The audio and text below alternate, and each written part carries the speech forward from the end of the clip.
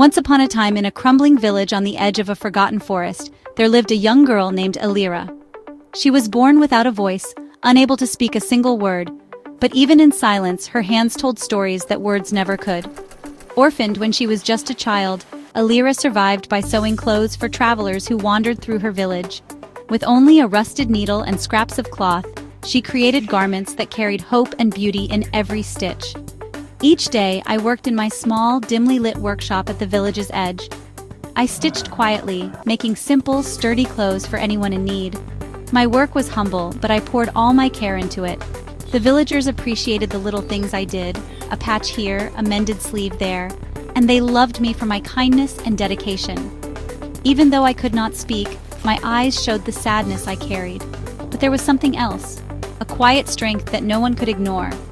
One stormy night, as thunder cracked across the sky and rain hammered the rooftops, a cloaked stranger appeared at my door. Without thinking twice, I let him in, shared what little warmth and food I had. He stayed just for the night.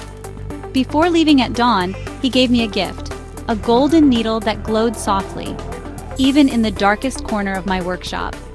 The stranger said nothing, only nodded, then vanished into the morning mist. That night, I threaded the golden needle and began to sew. The moment the needle touched the cloth, something magical happened. The fabric shimmered, bursting with color and light.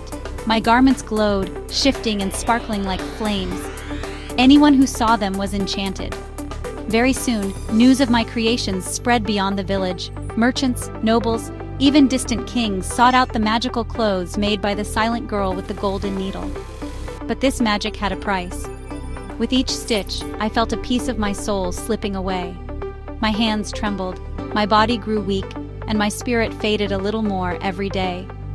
Fame and fortune meant nothing when my heart grew heavier with the curse I carried. Then, one day, a poor little girl knocked at my door. She had no money, only a broken doll and tears in her eyes. I could see her loneliness, her longing, so I sewed a tiny dress for her doll, using the last bit of magic from the golden needle. The girl's face lit up.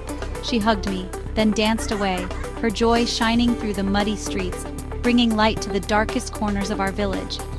For the very first time, I felt my own voice. I whispered a single word: free. The golden needle faded, the curse was broken.